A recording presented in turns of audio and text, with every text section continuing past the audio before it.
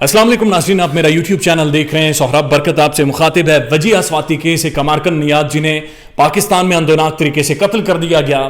رضوان حبیب جو کہ اس وقت گرفتار ہیں، ان کے جو شوہر ہیں ان کے بارے میں کہا جا رہا ہے کہ وہ اس قتل میں ملوث تھے. شاہد ثقلین صاحب اس وقت ہمارے پاس موجود ہیں. آن فیلڈ نور مقدم یا پھر وجیہ اسواتی کے اوپر جس نے آن فیلڈ گراؤنڈ ریالٹیز کے اوپر رپورٹنگ کی ہے، تو شاہد ثقلین صاحب is one of that guy جنہوں نے سب سے زیادہ اس کیس کو جانا ہے، پہچانا ہے، یا اس کیس کی سائیکی یا اس کیس کی جو اصل جڑ ہے اس کو سمجھتے ہیں. اس وقت ہمارے ساتھ ٹیلی فون لائن پر موجود ہیں. السلام علیکم شاہد صاحب. وعلیکم السلام سوراب. شاہد صاحب بہت شکریہ جوائن کرنے کے لیے. خیریت سے ہیں؟ میں بالکل ٹھیک ہوں سر. یہ وجیہ اسواتی کی جو پرسپشنز بھی بن رہی ہیں، بہت ساری اور چیزیں سامنے آ رہی ہیں، لیکن آپ مجھے یہ بتائیں کہ رضوان حبیب کا موٹیو کیا لگا ہے ابھی تک آپ کو؟ اچھا برکت، ایک تو السلام علیکم اور آپ کے ویورز کو بھی السلام علیکم.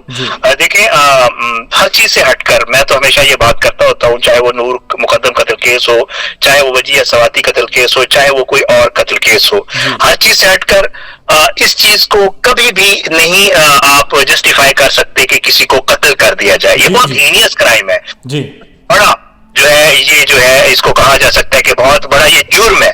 اب اس میں ہوا یہ کہ یہ خاتون کون تھی، کیا تھی، پرسپشن کیا ہے، لوگوں نے سوشل میڈیا کے اوپر بڑی باتیں کی اس کے حوالے سے، لیکن یہ حقیقت ہے کہ وہ خاتون بچوں کی ماں تھی. وہ خاتون پاکستان آئی، اس شوہر کے ساتھ اس کا پراپرٹی کا ایک ایشو چل رہا تھا. وہ اس نے جو پولیس تفتیش میں انکشافات کیے ہیں ان میں سے ایک چیز یہ ہے کہ اس نے وہاں پر بتایا کہ جی میں نے اس کو ایک ہماری پراپرٹی تھی جو وہ اپنے نام کروانا چاہتی تھی. ڈی ایچ اے کی پراپرٹی.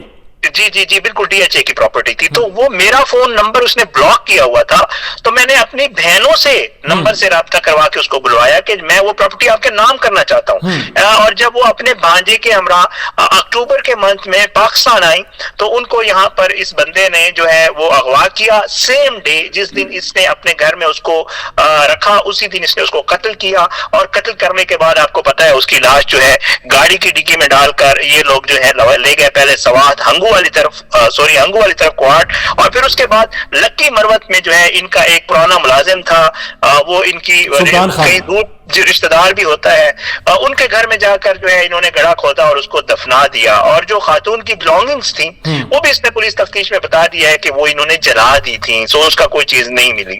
اور یہ جو کیس کے حقائق ہیں وہ تو رپورٹ ہوتے رہتے ہیں، لیکن آپ کو بنیادی طور پہ لینے کا مقصد یہ ہے یا آپ ہمیں سمجھائیں کہ جو نور مقدم کیس ہے اور یہ جو وجیہ اسواتی کا کیس ہے، ان میں سر بہت ساری سملیرٹیز نظر آتی ہیں. جس طرح سے کرائم کمٹ کیا گیا، جہاں سے اوریجن تھا، امریکن ایمبیسی بھی انوالومنٹ نظر آتی ہے.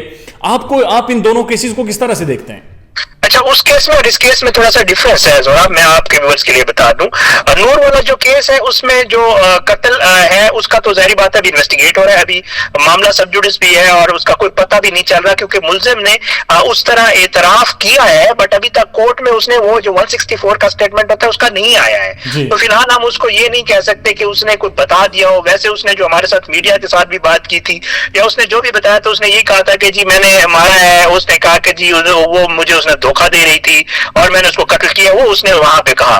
بٹ یہ کہ اس کا بھی مطلب ہے وہ نہیں ہو سکا. لیکن یہ والا معاملہ ہے that was totally property dispute, اور یہ بالکل اس کا جو موٹیو تھا وہ تو بالکل کلیئر بھی ہو گیا، پولیس تفتیش میں سامنے آ گیا ہے کہ یہ جو ملزم ہے یہ اس کی پراپرٹی ہتھیانا چاہتا تھا. یہ خود پراپرٹی ڈیلر تھا، اس کی ملاقات بھی دبئی میں اس سے ایسی ہوئی تھی پراپرٹی کے معاملے کے اوپر. اور اب وہ یہ پیسوں والا چکر ہے، یہ ہے کہ ظاہر ہے اس کو مار کر اس کو غائب کر دیا انہوں نے، اور ان کو یہ لگا کہ کیونکہ اس کے پیسوں سے کہا یہ جا رہا ہے کہ وہ خاتون جو ہے وہ ایک امیر خاتون تھی، وہ بزنس کرتی تھی اور اس کے بزنس سے اچھے خاصے پیسے اس پہ بھی خرچ کرتی تھی، اس کو بھی دیتی تھی. شاہد صاحب دو چیزیں ہیں جو کہ بہت کم ڈسکس ہو رہی ہیں، آپ بھی بہت زیادہ کم ڈسکس کر رہے ہیں. میں آئی مسٹ سے ایک تو اس سے پہلے جو ڈاکٹر مہدی تھے اس خاتون کے شوہر وجیہ اسواتی کے، اور دوسرا رضوان حبیب کا بیک گراؤنڈ. یہ دونوں چیزیں ڈسکس بہت زیادہ کم ہو رہی ہیں، وجہ کیا ہے؟ ایکچولی دیکھیں، میں آپ کو وہی بات جو میں نے آپ کو شروع میں کہی ہے نا، مطلب فوکس جو ہوتا ہے ہماری رپورٹنگ کا، وہ ہماری کوشش ہوتی ہے کہ اس چیز پہ فوکس کریں جو حقائق ہیں، جو بالکل حقائق ہیں. اس میں کوئی شک نہیں ان کے خاوند کا مرڈر کیا گیا تھا. اب ان کا مرڈر کے پیچھے کیا چیزیں تھیں، وہ ان کا مذہبی مسئلہ تھا یا کچھ اور تھا، بہت ساری ایسی چیزیں سٹوریز ہیں، اس میں کوئی شک نہیں ہے.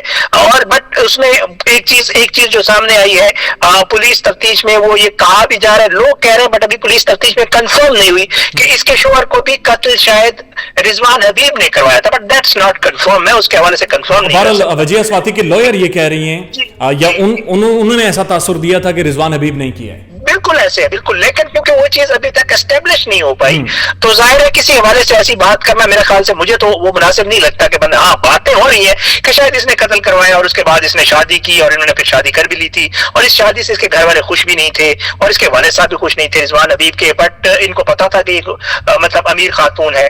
और वो जो आप एक हवाला दे रहे हैं कि वो जो बातें सोशल मीडिया और मीडिया पे चल रही हैं, मेरे ख्याल से जब तक कोई चीज एस्टेब्लिश ना हो जाए मेरे ख्याल से उसे डिस्कस करना और उन चीजों के हवाले से बात करना मैं मुनासिब नहीं समझता। नहीं शाहिद साहब, आप हमारे उस्ताद हैं और हमने आपसे यही सीखा है कि परसेप्शंस के ऊपर बात नहीं करनी, सिर्फ फैक्ट की रिपोर्टिंग करनी है और वही फैक्ट हम रिपोर्ट कर रहे हैं। सर थोड़ी सी नजर डालें, ये जो जाहिर जाफिर का केस है इसके ऊपर आपसे ज्यादा रिपोर्टिंग और ऑथेंटिक रिपोर्टिंग अभी तक किसी ने नहीं की, तो ये जो जाहिर जाफिर सर बिहेव कर रहा है ये प्लांटेड है, ये सिर्फ उस केस पर असरअंदाज होने के लिए कर रहा है या वाकईतन ज़हनी तौर पर डिप्रेस हो गया है? देखिए जी, मैं अपनी ऑब्जर्वेशन आपके सामने रख देता हूँ। ऑब्जर्वेशन ये है कि आई एम मैं जो पहले दिन से इसको कवर कर रहा हूँ, मैं कोर्ट खुद जाता हूँ, ये सबको पता है। जी जी, मुझे वहां पे जब से पहले दिन से आ रहा है ही वाज ओके, बिल्कुल ठीक था। हाँ। किसी पेशी में इस बंदे को कोई दिमागी मसला नहीं हुआ था, ये बिल्कुल सेट आता था, बड़े जबरदस्त बाल बनाए होते थे, अच्छे कपड़े पहन, मैं भी आता था उस वक्त, ये पूनी चेंज करता था रोजाना, पूनी चेंज करता था ये। उसके अलावा पुलिस वाले इसको बड़े अच्छे तरीके से लाते थे और ये बिल्कुल ठीक ठाक था।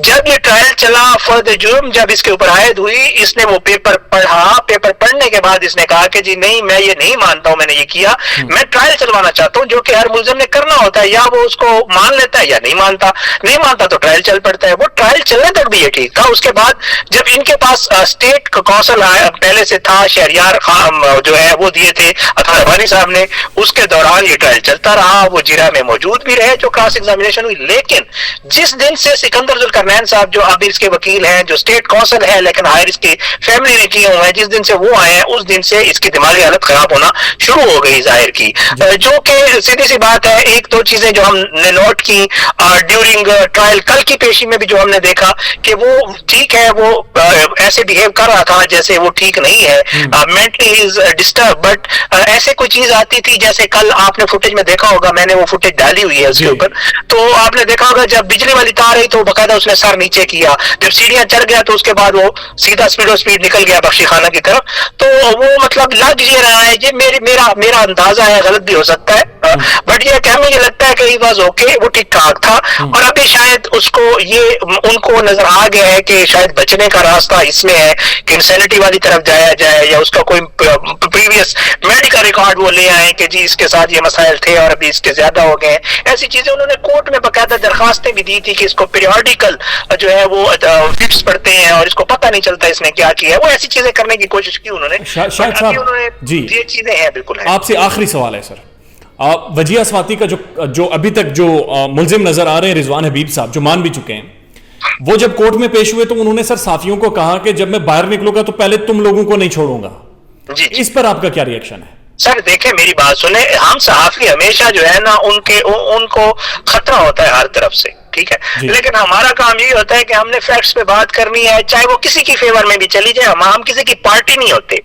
कोर्ट के अंदर जो कुछ होता है, चाहे वो मुलजिम के वकला कोई सवाल अच्छा उठाते हैं, हम अपने वीडियो में या उसमें बताते हैं कि जी बहुत जबरदस्त सवाल किया आज तो मुलजिम के वकला ने, ठीक है, तफ्तीशी अफसर पे बड़ी अच्छी जिरा की उन्होंने।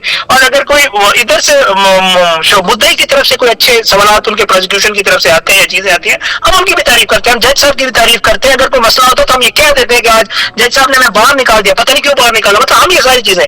सहाफी सबसे ज्यादा मिस्टेक उसकी जो है वो खतरे में होता है, इसमें कोई शक नहीं।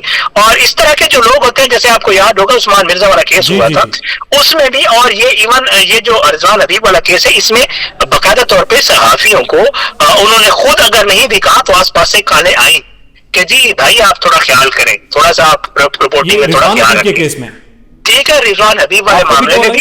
तो अब जाहिर है, लेकिन हमारा काम डरना तो नहीं है, अब जिंदगी मौत तो आपको पता है अल्लाह ताला के हाथ में होती है। शाहिद सकलैन साहब बहुत शुक्रिया, आपने वक्त दिया। I know you are on duty now, आपका बेहद शुक्रिया sir, thank you so much. Thank you so much. Shahid Saqlain साहब जी इस्लामाबाद से हमारे साथ मौजूद थे और इनका यही कहना है कि हमें डरना नहीं है, हमने इन सारे केसेस की रिपोर्टिंग करनी है, और उन्होंने कहा कि हम फैक्ट्स के ऊपर बातचीत करेंगे, परसेप्शंस के ऊपर कोई भी बातचीत हम नहीं करेंगे। अपना ख्याल रखिएगा और हमारे चैनल का भी। अल्लाह हाफिज।